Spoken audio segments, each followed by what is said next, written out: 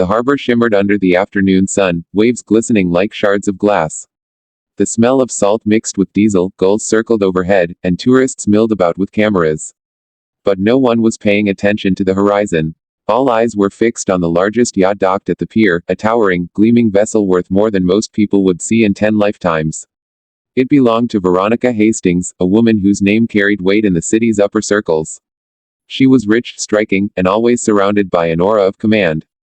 But today, her polished composure was cracking. She stood with her arms crossed tightly over her silk blouse, sunglasses hiding the storm brewing in her eyes. Her yacht, her floating palace, her symbol of power, was dead. For 3 weeks it had sat useless, its engine refusing to cooperate. 30 engineers had been called. Each promised results. Each had left shaking their heads, pockets lined with her money, pride wounded. Now, Veronica was running out of patience. A crowd had gathered, as they often did whenever drama touched the life of the wealthy. Some whispered, some smirked, others simply waited for the next spectacle. 30 engineers, Veronica's voice cut across the murmurs, sharp as a blade. She turned to the crowd, her frustration spilling out. 30 of the best, and not one of them could fix it. Not one. She pointed at her silent yacht as if it had personally betrayed her. So tell me, she scoffed, if you're so smart, then fix my boat. The crowd chuckled uneasily. They weren't used to being addressed directly. Some averted their gaze, others smirked behind their hands. And then, from the back of the crowd, a man stepped forward. He was ordinary, maybe even less than ordinary in the eyes of the rich. His jeans were worn thin at the knees, his shirt faded from too many washes, his boots scuffed. His hair carried streaks of gray, his skin tanned and lined from years of labor under the sun. His hands, rough, scarred, strong, told stories of work that most people avoided. This was Sam Carter, a dock worker known for taking odd jobs, mending nets, unloading crates, fixing small motors for fishermen who couldn't afford official mechanics. He wasn't an engineer. He wasn't rich. He wasn't anyone who should be stepping forward in front of a woman like Veronica Hastings. But he did. I can take a look, he said softly, his voice steady but humble. The crowd stirred. A few laughed outright. A dockhand whispered, that's Sam, he can barely afford rent, and he thinks he can fix that. Veronica arched a perfect eyebrow, unimpressed. And who exactly are you? She asked, her tone dripping with disdain. Just a man who knows his way around engines, Sam replied. He didn't boast. He didn't cower. He just stood there, grounded, like someone who had nothing to prove. The wealthy woman tilted her head, smirking. Another dreamer, then. Another fool who thinks he knows more than 30 trained professionals. Sam shook his head. No, ma'am, I don't know more. But sometimes it's not about knowing more, it's about seeing what others miss. The words hung in the air. Some in the crowd leaned in, curious. Veronica studied him for a long moment, then, with a dramatic sigh, waved her hand. Fine. Amuse us. Go on, then. Let's see if the poor man with his empty pockets can succeed where 30 engineers failed. The crowd laughed again, though this time with a tinge of anticipation. Sam climbed aboard the yacht. His steps were unhurried, his eyes scanning every corner. He didn't rush to the engine room. Instead, he paused, letting his hand rest against the railing, feeling the subtle tremor of the vessel. He listened, not with ears alone, but with instinct, with years of experience fixing machines that people considered hopeless. Veronica tapped her foot impatiently.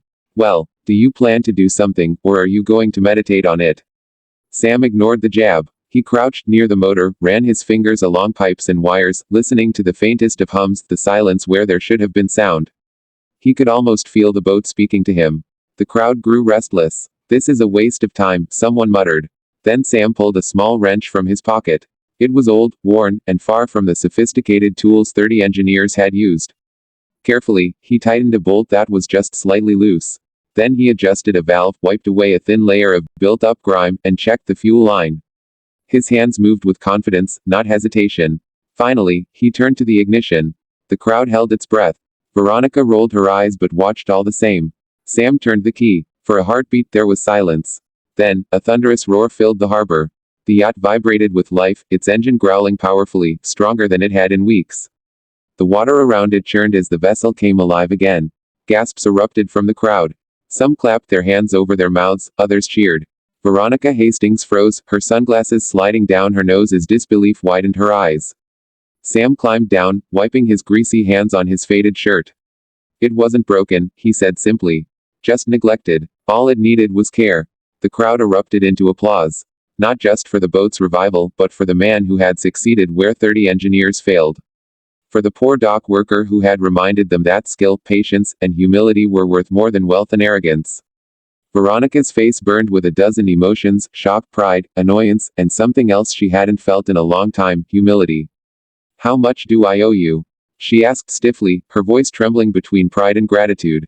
Sam shook his head. "Nothing. Just promise me you'll treat the boat, and the people who work for you, the way they deserve. With care." And with that, he turned to leave. But before he could disappear into the crowd, a small voice pierced the noise. "Daddy." A little girl, no older than 8, came running through the crowd. Her hair was tied in messy pigtails, her dress simple but clean. She carried a worn-out teddy bear under her arm and looked at her father with eyes full of pride. "You fixed it, Daddy?"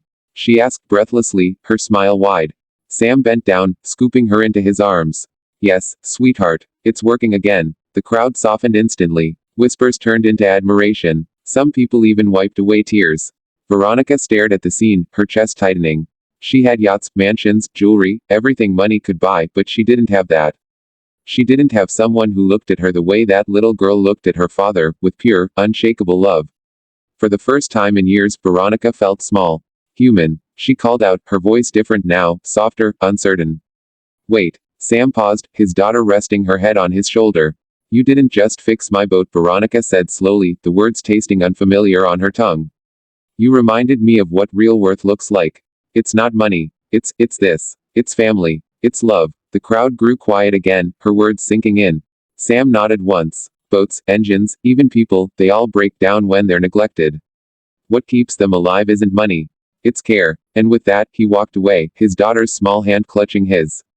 The story spread like wildfire across the harbor, the city, and beyond: the poor father who succeeded where 30 engineers failed. But what people remembered most wasn't just the miracle of the engine, it was the lesson it carried. That day, even Veronica Hastings, the woman who thought she had everything, learned something money could never buy: humility, kindness, and the realization that true intelligence isn't about degrees or wealth. It's about heart. And on that pier, under the fading sun, a little girl held her father's hand tighter, certain she had the smartest man in the world right beside her.